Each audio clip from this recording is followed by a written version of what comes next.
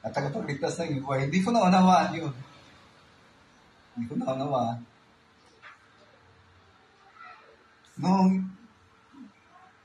Noong isang araw, binigyan ako ng isang Biblia. Habang binigay niya yun, binabasa ko. Mga 1,000 na siguro, binabasa ko, habang baliktan eh.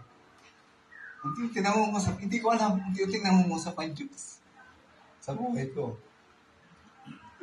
At doon, nakita ko na ang tao pala, nakita ko yung sarili ng tao pala ay makasalanan.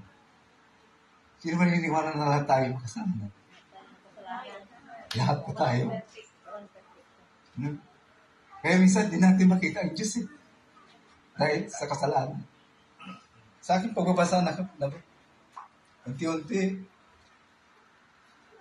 At hindi ko may isang verse na hindi ko malilimutan. Sabi sa John 6:47, sabi doon, katotohanan sinasabi ko sa iyo, sabi ng Panginoon, ang sino mang sumampalataya sa akin ay may buhay na walang hanggan. Parang nung binabasa ko po yun, yung verse na yun, totoo na ang Diyos ay Espiritu. At hindi ako mapakali. Ako'y nananalangin. Sa isang gabi, ako'y nanalangin at sinuko ko yung buhay ko. Doon ko, nanalangin ako ng pagtanggap sa Panginoon. Sabi ko, Lord, inamin ko na ako ay isang kasalanan. Lumalapit ko sa inyo.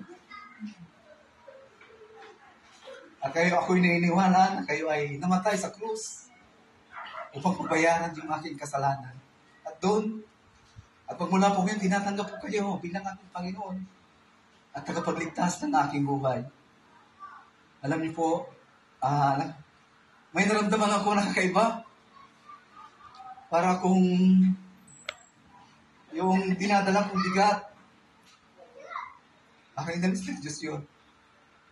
Doon ko naranasan yung kung paano pinatawad ng Panginoon. Totoo, mahirap magpatawad.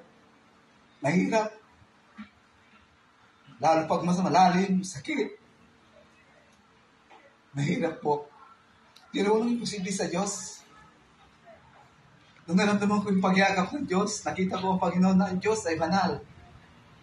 Banal ang Diyos, kaya minsan, kahit nananalangin tayo, hindi natin maramdaman yun. Ang kailangan natin para maramdaman, tayo magpakumbaba at aminin natin na tayo ay makasalanan. At nung gawin yun, naranasan ko yung kakaibang kagalakan na hindi ko kayang ipaliwanag. Hindi ko kaya. Naranasan ko yung pagpapatawad ng Diyos. At naunawaan ko po yung tatay.